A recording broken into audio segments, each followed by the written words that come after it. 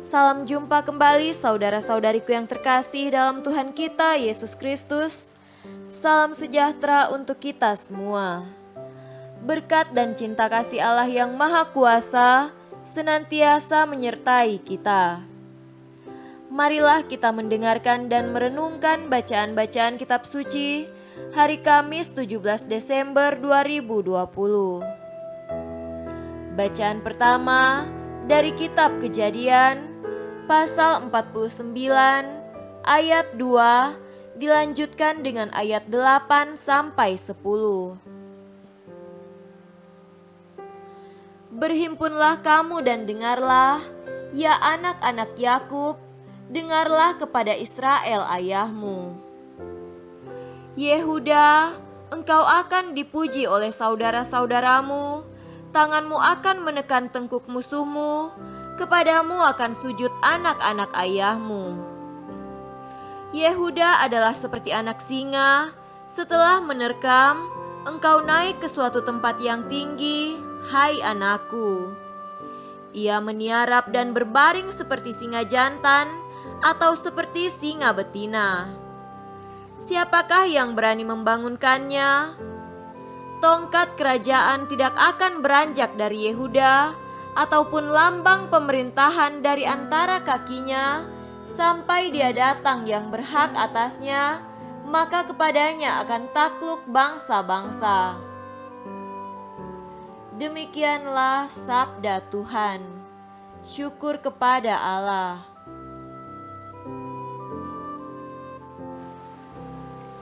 Tuhan beserta kita, sekarang dan selama-lamanya.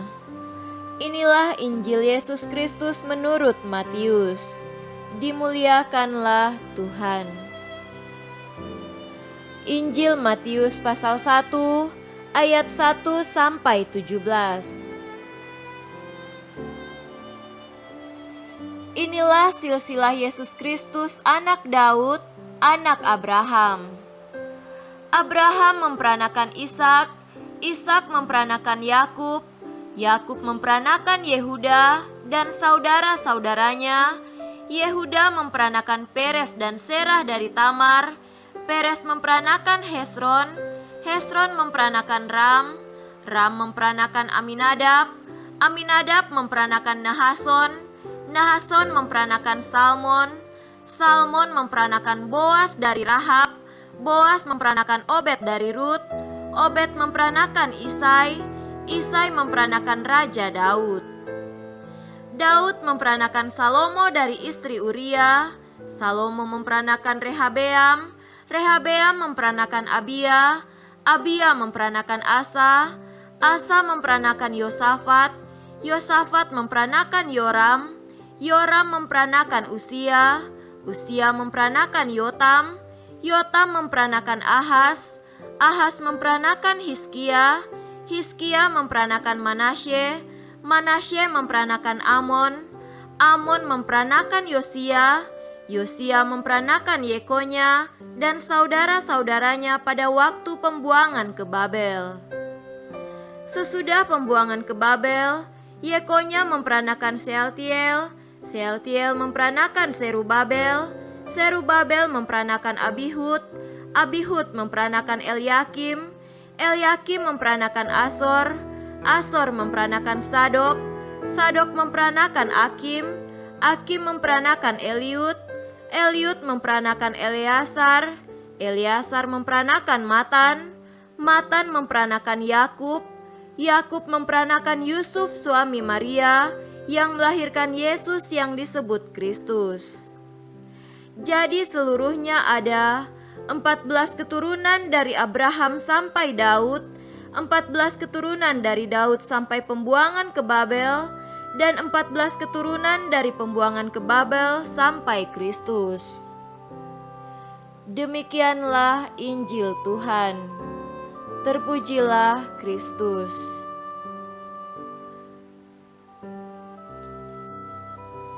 Saudara-saudariku yang terkasih dalam Tuhan kita Yesus Kristus, tema renungan kita pada hari ini adalah berperan dalam karya keselamatan Allah.